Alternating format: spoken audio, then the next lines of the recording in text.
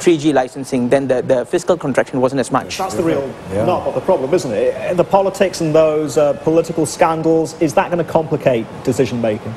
Definitely, because for one, the political capital has been diminished, and with about 4 state elections and 1 federal election coming up, what's going to happen is that the government will find themselves under a lot of pressure to ease the burden of increasing prices on the ground, and that means that fiscal policy will shift all of inflation burden, almost all of it, to the monetary authorities, and that's not going to be an easy game to play. So, Tony, what Vish is saying, fair, agreed? Does China have the edge controlling inflation prices? I think for now, China has the edge. I think in the budget announced, there's been investment that's planned for infrastructure and for agriculture.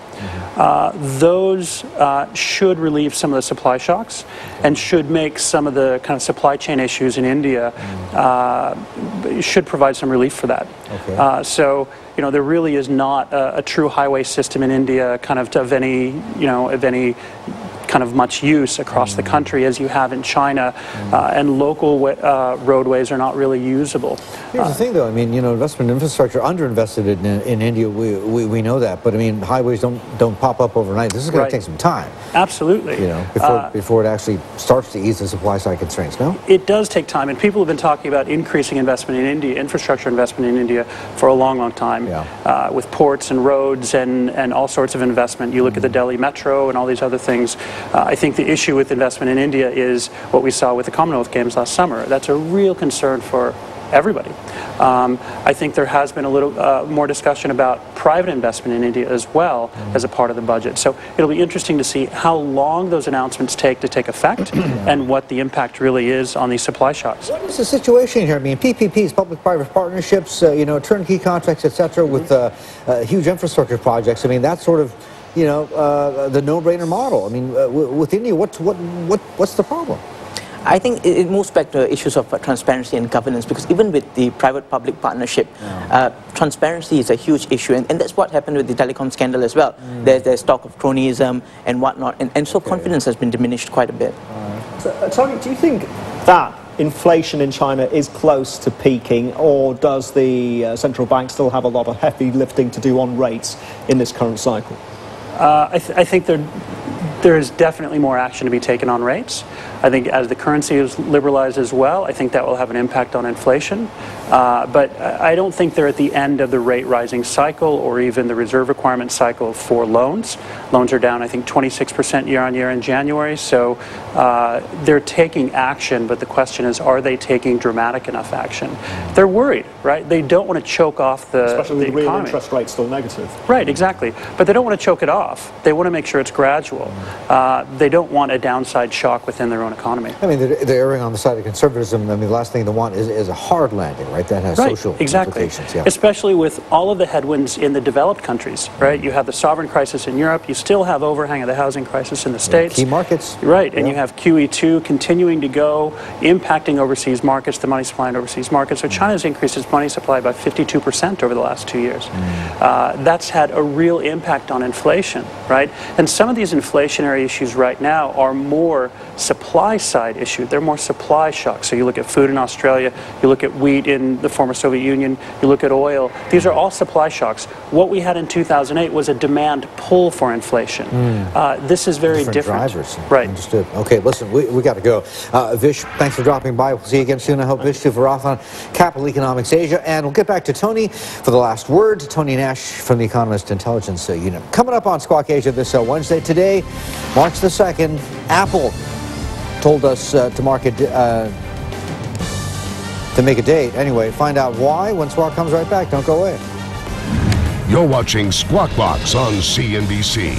First in business worldwide.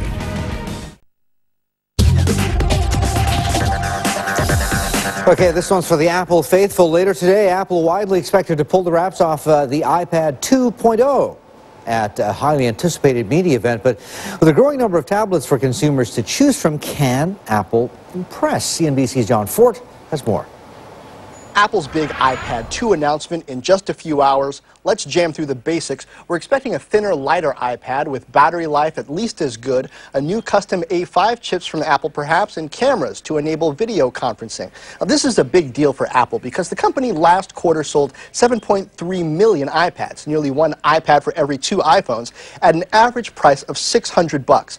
iPad contributed 16.4% of Apple's $26.7 billion in revenue. Now, if this new version and the software and services that come with it keep sales growing, the iPad could quickly become a major financial force. How major? A little perspective. Last quarter, the iPad alone did $1 billion more revenue than Dell's entire consumer PC business.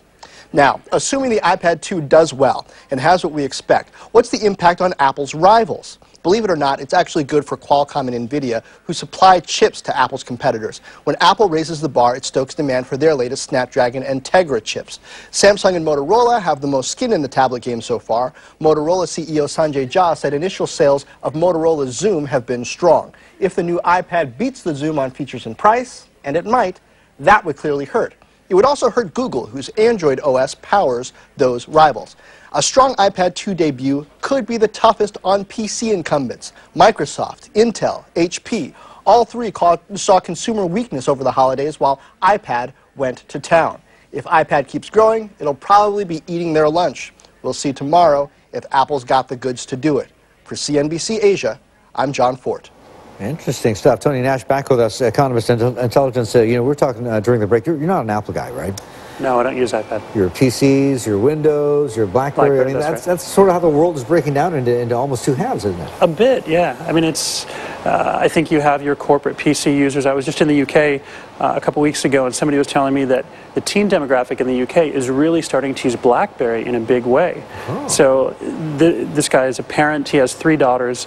And he said that all of his kids are starting to use BlackBerries. He had thought they would want iPhones, but they're really starting to use BlackBerries. And conversely, what we're seeing is a more enterprise adoption of the iPhone, right? Right. Yeah. iPhone and iPad. I mean, a lot of the IT heads in companies are having to, because the executives want to use iPads, they're having to tailor the applications for iPads. That makes sense because, I mean, the whole philosophy of the iPad is what I guess tech people call lean back computing. Right. That's right. Right, as opposed to lean forward on a desk, right, whether it's a box or laptop. Does that sort of form make sense to you in a corporate environment? It's definitely spillover. Right? It's definitely spillover, and I think it's when people want a seamless kind of personal to work environment, they bring their iPads in rather than bringing their laptops home. So I think I think there's spillover both ways. Okay. Isn't Apple and the likes of Google just vastly overvalued? Aren't we heading for another .com crash? I don't know. I don't really look at company valuations, but I mean they're definitely hardly valued, and really it remains to be seen whether or not they really deserve that value. Indeed. Apple itself, though, post Steve Jobs, what hope?